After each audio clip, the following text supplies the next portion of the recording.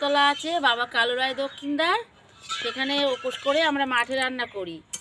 হচ্ছে কি যে আমাবস্যা, যেটা মাঘ মাসের আমাবস্যায় চাঁদ ওঠে দ্বিতীয়াতে, সেই আমাবস্যাতে আমরা চাঁদ উঠলে পূর্ণিমার আগ অবধি যত মঙ্গলবার শনিবার হয় যে যেরকম পারে উপোস করে চিড়ে মুড়ি খায় আগের দিন, পরের দিন মাঠে রান্না করে শাকের তরকারি, কপির তরকারি, আলু ভাজা, শিম ভাজা, বেগুনি, বিউলি কড়াইয়ের ডাল, চাটনি, পাঁপড়, পায়েস, যে যেরকম পারে সে সেরকম করে খায় লোকজন বলে।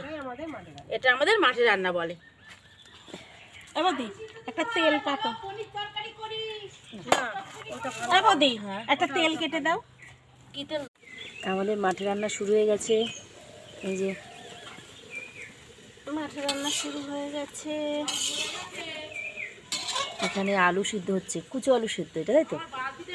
এখানে ছিম সিদ্ধ। এখন অনেক কাজ বাকি আছে বাবা, এই তো শুরু হলো, শুরু হলো, শেষ হবে। কাকিমা ভালো আলু ছাড়াতে পারে বলে আলু ছাড়াচ্ছি।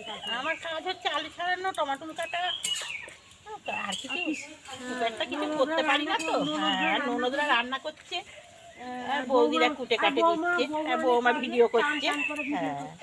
হ্যাঁ, বৌমা ভিডিও করার জন্যই আছে। এটুকুজি কোমরে ব্যথা, জলটা ভরতে হবে। হ্যাঁ, আমি পারবো না এমনি। এবার হচ্ছে শাক সিদ্ধ হবে। এখন সিদ্ধ চেপে গেছে। এই যে কপি, ওদিকে ডাল চাপা মনে থাকে কেন?